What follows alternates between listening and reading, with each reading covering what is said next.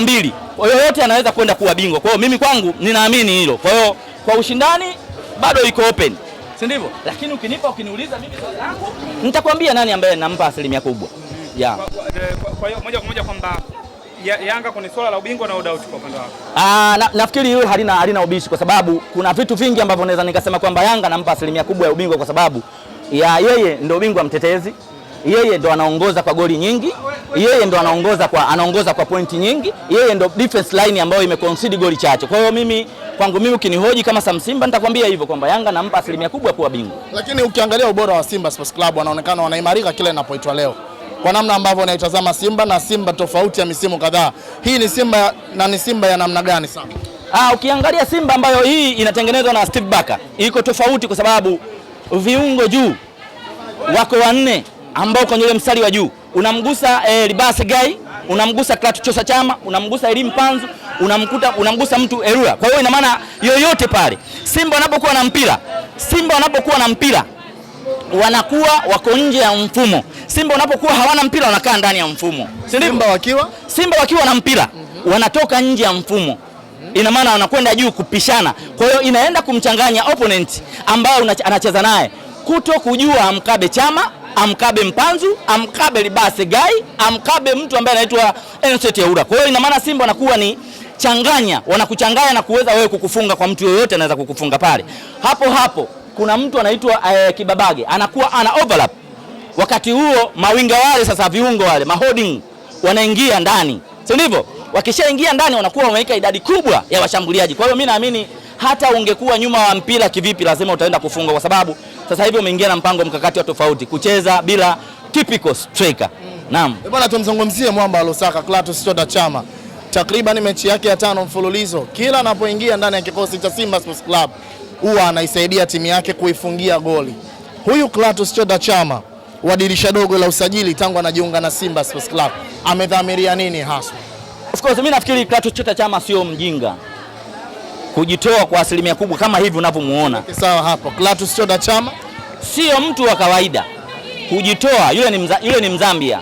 Simba anakuja pale na mwaka mmoja amesaini. Na Simba kilichomtoa Simba kwenda upande wa pili ni yeye alikuwa anahitaji miaka 2 ila Simba walimkatalia na aliamua kuondoka. Sasa hivi amerudi Simba na naamini kuna kitu anakitafuta hapa Simba. Anahitaji miaka 2 tena. Mkataba wake unaisha kesho kutwa. Anahitaji tena kusajili tena na Simba lazima wampe miaka 2. Kwa hiki ambacho anakionyesha ni lazima, sio mjinga yeye. Sasa hivi Chota Chama anatafuta kandarasi ya miaka. Anahitaji kandarasi, utakuja kuniambia. Mkataba wake unaisha mwishoni wa msimu huu. Kwa hiyo sasa hivi anahitaji saini ya miaka 2, sio mmoja tena. Kuna kitu anakitafuta Clatous Chota Chama. Bwana tuizungumzie Simba Sports Club baada ya kufuzu hatua ya robo finali wanakuelekea nusu finali wanakwenda kukutana na Azam FC. Azam ambayo ilifungwa goli 4 dhidi ya klabu ya soka ya TRA leo Simba Sports Club amerudisha kibao kutoka kwao. Of course mechi ya Yanga na Azam sio mechi ndogo. Itakuwa ni mechi tafu, mechi ngumu ukizingatia kwanza kwenye ligi bado hawajakutana. Pia kwenye kombe la CRDB ndo kama hivyo tayari